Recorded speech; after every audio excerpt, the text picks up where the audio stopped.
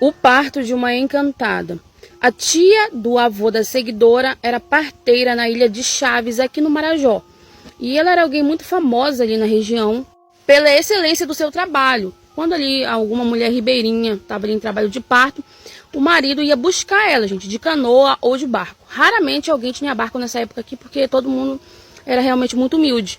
Tudo aconteceu em um dia comum. Ela já estava acostumada, né, gente? À meia-noite, qualquer hora, do dia, da noite, da madrugada, algum homem chegar ali para buscá-la, gente. Pois ninguém define o horário que uma criança vai nascer. Então, nesse dia em questão, parou ali no porto da casa dessa parteira um barco com alguns homens dentro. E esses homens ali pediram ajuda para ela. Pediram que ela os acompanhasse até uma localidade ali onde uma mulher estava em trabalho de parto. Como ela era uma mulher que nunca negava ajuda a ninguém, então ela pegou ali o que precisava, no caso para auxiliar ela no trabalho, embarcou no barco, gente, e foi até o local ali onde eles particularmente residiam.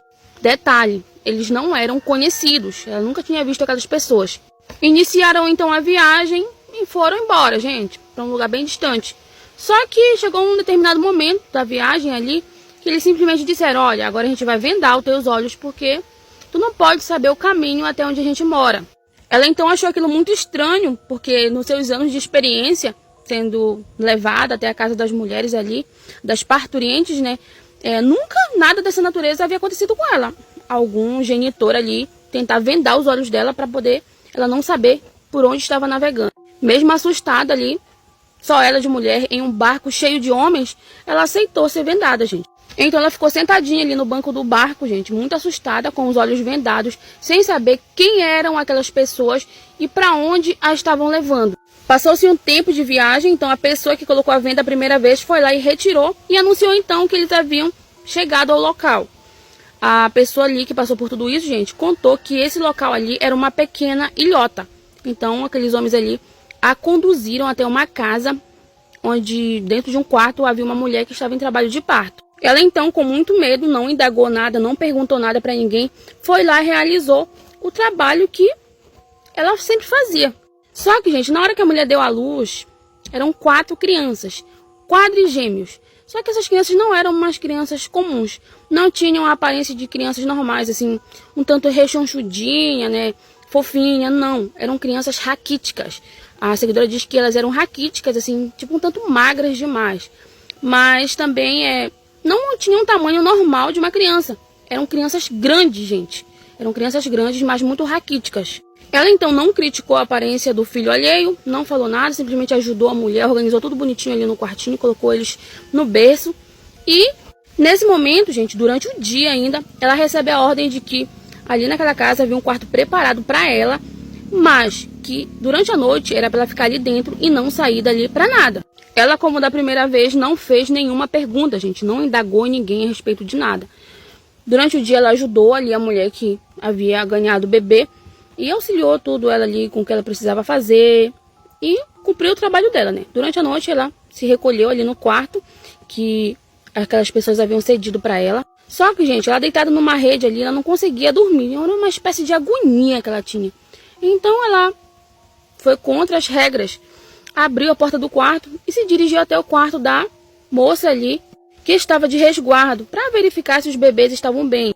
Como antigamente ninguém tinha luz elétrica em casa, era simplesmente a luz de lamparina ou de farol, creio eu que o quarto estava na penumbra, então estava mais escuro do que claro. Então ela abriu ali a porta bem devagarinho para não perturbar as crianças nem a mãe e se dirigiu logo ao berço para verificar as crianças.